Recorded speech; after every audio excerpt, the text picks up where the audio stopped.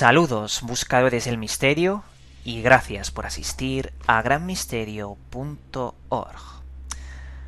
Hoy vamos a hacer un viaje muy especial. Vamos a intentar averiguar cuál sería el aspecto de los distintos seres que podrían estar esparcidos como un vergel de vida por todo el universo. Ya que, si estudiamos nuestro planeta, si estudiamos la naturaleza, podemos descubrir cómo podrían ser esos seres que están ahí arriba. Ya que caemos en un error cuando investigamos y intentamos imaginarnos el aspecto de unos extraterrestres, ya que pensamos que simplemente se parecerían mucho a nosotros, humanoides, de aspecto muy parecido al ser humano, ojos erguidos. Podemos decir que este es el aspecto que en muchas ocasiones se han podido reportar en esa casuística del fenómeno ovni, de los visitantes, de las abducciones, pero el caso es que esto sería mucho más difícil de lo que podríamos encontrar. Y me remito a los estudios científicos sobre unos organismos llamados extremófilos. Los extremófilos, organismos que viven en condiciones muy extremas, por ejemplo, temperaturas de agua hirviendo, lagos de ácido o incluso sin luz, que podrían explicar el aspecto de distintas formas de vida por todo el universo. Vamos a empezar con algunos de los extremófilos que he seleccionado y me han parecido muy interesantes para este fin. Veréis, al parecer existe una serie de organismos llamados escotófilos. Los organismos escotófilos son aquellos que nunca han sentido la luz, que nunca han podido ver la luz.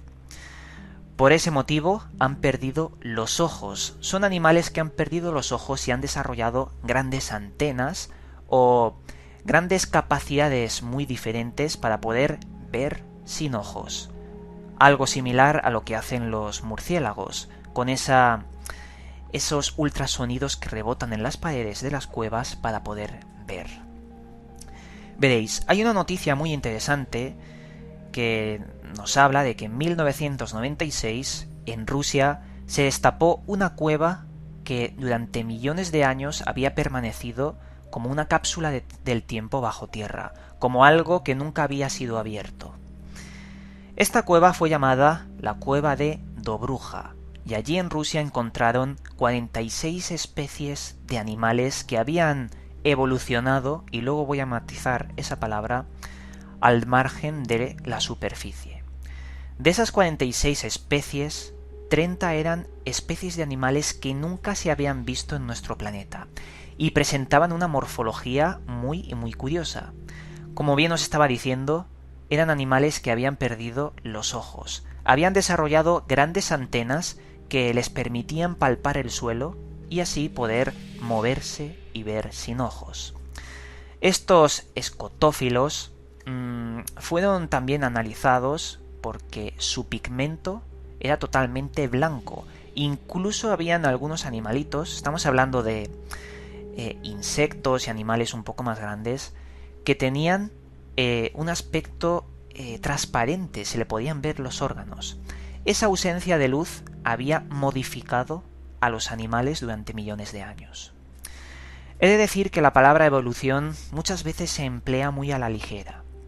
Yo prefiero decir adaptabilidad al medio antes que evolución, porque un animal puede evolucionar hacia algo malo. Por ejemplo, el ser humano está evolucionando hacia una pérdida de cerebro, porque cada vez memorizamos menos y utilizamos más la tecnología. Esa no es una involución, es una adaptabilidad a lo que estamos viviendo en nuestro día a día. Pero bueno, dicho eso, me gustaría que os imaginarais seres en otros planetas donde su atmósfera les impide que los rayos solares impacten en el suelo de ese hipotético planeta. Véase una gran tormenta que nunca cesa, véase nubes infinitas o incluso polvo, arena que permanece en la atmósfera haciendo una capa protectora. Esos seres vivirían con un aspecto parecido a los que se encontraron en la cueva de Dobruja. Un aspecto similar a algo como un insecto, podríamos decir que no necesitarían los ojos, tendrían antenas y otros mecanismos muy diferentes a lo que conocemos para ver. Las serpientes pueden ver, de forma mal dicha, una visión térmica mediante la lengua, mediante el calor. Pero bueno, dejando eso al margen, vamos a continuar con otros extremófilos. Tenemos las células eucariotas anaeróbicas. Este punto me parece muy interesante porque estamos hablando de organismos que no utilizan el oxígeno para poder sobrevivir. Veréis, la gran mayoría de protozoos que tenemos en nuestro planeta son células aeróbicas, que sí que utilizan el oxígeno. Pero luego tenemos otros, células eucariotas anaeróbicas, que no necesitan el oxígeno. El oxígeno lo que hace es dar un sustento a las mitocondrias para poder generar energía. Las células que no tienen mitocondrias tienen una cosa que se llama hidrogenosoma, que son capaces de sintetizar energía sin oxígeno mediante otros compuestos. Animales como los ciliados serían animales en nuestro planeta que no utilizan, mejor dicho, ese oxígeno, animales anaeróbicos. Por lo tanto, es muy fácil pensar que en otros mundos que no tienen oxígeno hayan surgido seres capaces de sintetizar otras sustancias para poder tener energía en su cuerpo. Y eso es muy importante porque existen miles y miles de compuestos esparcidos por todo el universo. Cada planeta es un mundo y nunca mejor dicho. Vamos a ir a otro tipo de extremófilo, los termófilos. Los termófilos son criaturas que viven a altas temperaturas. Tengo por aquí recogida una noticia de una criatura que se llama Cynadium caldarium. Sería una especie de alga que vive en ambientes ácidos, de eso ya hablaremos, y que necesita 57 grados para sobrevivir. Es una temperatura idónea para que esta alga pueda sobrevivir. 57 grados son muchos grados para un organismo, pero es que si vamos al otro extremo sobre los termófilos, encontraríamos los hipertermófilos, como por ejemplo una alga también llamada Pyrocosus. La Pyrocosus vive en agua hirviendo, una especie de alga que da igual la temperatura, está hirviendo y está completamente viva. Por lo tanto, podemos pensar que en otros planetas podrían coexistir formas de vida, incluso en grandes ríos de lava, volcanes con vida en su interior. Aunque esto os parezca ciencia ficción, es una realidad que ya está analizada por la ciencia, porque tenemos en la Tierra, tenemos en la naturaleza, los ejemplos que se pueden aplicar a todo el universo. Pero vamos a continuar, porque existen otros organismos, en este caso los psicrófilos, que serían lo contrario a los termófilos, organismos que necesitan y solo pueden sobrevivir en bajas temperaturas. Y estos tienen una particularidad que me parece asombrosa. Son organismos inmortales. Vais a ver. En primer lugar, estos organismos se basan en unas sustancias, en unas células llamadas glicopéptidos. Los glicopéptidos lo que hacen es segregar una especie de anticongelante natural que evita la cristalización celular. Los organismos psicotróficos son organismos que evitan la congelación. Hay noticias de organismos que han sobrevivido, como bacterias en Siberia, durante más de 3 millones de años, menos 15 grados bajo cero, sin ningún tipo de alimentación y sin ningún tipo de movimiento. Son células que permanecen inmortales, sin que nada pueda alterarlas. Podríamos decir que si estas células que pueden resistir hasta menos 40 grados bajo cero, al ser descubiertas, al constatar su existencia, podemos decir que pueden viajar mediante meteoritos, células que resistan el helor, la congelación del espacio. Podemos mencionar también los peces de la Antártida, que emiten esos glicopéptidos, esa sustancia anticongelante, y que les sirve para poder, vivir sin congelarse en la Antártida.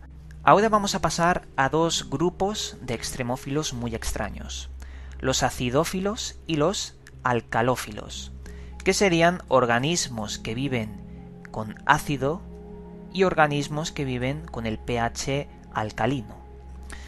Podemos mencionar que algunas algas, como la que hemos mencionado antes de los termófilos, la Cynadium caldarium, serían organismos que viven también en ambientes sulfurosos, en ácido, y que también los harían terriblemente resistentes ante los compuestos químicos que existen por todo el universo. Por lo contrario, tenemos los alcalófilos, que serían organismos que viven en ambientes alcalinos, donde su pH puede exceder del pH 10. Podemos mencionar el lago de Nakura, en África, donde existe un gran lago de pH 10 y microorganismos, incluso peces, viviendo en armonía, adaptados como organismos alcalófilos. Luego tenemos dos extremófilos más: los barófilos, que serían una especie de seres que resisten las altas presiones, como por ejemplo unos japoneses encontraron unos gusanos que estaban viviendo bajo el mar a 6.500 metros, una presión que aplastaría a cualquier ser vivo, pero estos están adaptados para ello. Por último, tendríamos a los aridófilos, organismos que no necesitan agua, viven en desiertos como los líquenes en grandes rocas. Quería mencionar una cosa que se me olvidaba antes sobre los termófilos. Para poder vivir en sustancias líquidas hirviendo, como el agua hirviendo, se ha descubierto que su ADN se trenza mucho más que el ADN normal, como si se le dieran más vueltas, ya que ese ADN de estos organismos termófilos o hipertermófilos tendrían una enzima llamada Giralda inversa, que envolvería mucho más el ADN y lo haría más resistente ante altas temperaturas. Algo que me parece importante porque a lo mejor en un futuro se podrían crear organismos con estas enzimas, con estas manipulaciones genéticas, y hacer organismos totalmente inmortales y resistentes. Aunque creo que esto no es tan futuro, y esto se puede hacer hoy en día. Dicho esto, me gustaría dejaros el mensaje de este vídeo. En otros planetas pueden existir vidas muy distintas a la nuestra. Podemos encontrarnos con organismos inteligentes sin ojos, organismos inteligentes parecidos a los pulpos, con muchos tentáculos para poder notar, moverse sin ojos, o incluso organismos que necesiten ácido para respirar o que vivan en bajas temperaturas, que puedan viajar simplemente moviéndose en el espacio sin ningún tipo de vehículo. Y eso es algo que se puede determinar solo mirando nuestra naturaleza.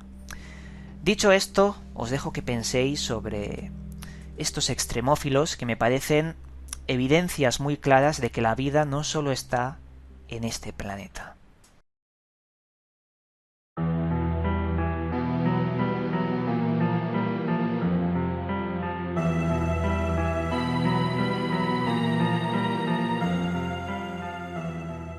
Volvemos a retomar la sección Historias del Espectador en cada videoprograma de Gran Misterio. Como bien sabréis, empecé a hacer unos tomos sobre Historias del Espectador, pero veía que cada historia era un mundo y cada mundo una entrevista a fondo para saber si alguien te está mintiendo o no te está mintiendo. Por eso he decidido aislar las historias del espectador, estudiarlas muy a fondo y luego presentarlas en cada videoprograma. Como ya sabréis, tenemos 3 secciones: Historias del Espectador, Libros Recomendados y Pregúntale a VM. Y en cada videoprograma se alternan. Hoy toca Historia del Espectador, en el siguiente vídeo Pregúntale a VM, en el siguiente Libros y en el siguiente nuevamente Historias del Espectador. Será un ciclo de 3 que No se repetirán, pero siempre estarán. Esta vez nos ha llegado una curiosísima imagen. Nos la envía Sebastián Santana y nos dice que esta fotografía la tomó hace bastante tiempo y que le llamó la atención lo que se veía en medio de la fotografía. Una especie de ser sombra con unas garras que era imposible que estuviera allí. Me dice que estaba muy asustado sobre lo que había tomado y que por favor le dijéramos si era algo natural o es un espectro. La verdad es que el análisis de esta imagen me dice que no está manipulada. Utilizo programas como uno llamado Foca, que te dice los metadatos de la imagen y te dice si ha sido manipulada, en qué fecha ha sido tomada e incluso el GPS de el móvil o la máquina, en caso de tener GPS, de donde se hubiera hecho. Lo que he visto es que no está manipulada. Es una imagen que ha sido tomada en ese lugar. Pero, al contrario de lo que muchos podríamos pensar de que se trata de un ser sombra, ya sabéis, existe una mitología sobre unos extraños seres sombra que aparecen durante la noche de los tiempos en muchas ocasiones. Yo creo que es un desenfoque porque alguien ha pasado muy rápido y solo se ha tomado la mitad de ese cuerpo. ¿Por qué? Porque si nos fijamos en la esquina izquierda de la fotografía, vemos a una persona que aparece también difuminada. Por lo tanto, toda la imagen está desenfocada y movida. Y eso es lo que ha provocado esa especie de espectro. Otra cosa que no puedo explicar es por qué el espectro es totalmente oscuro.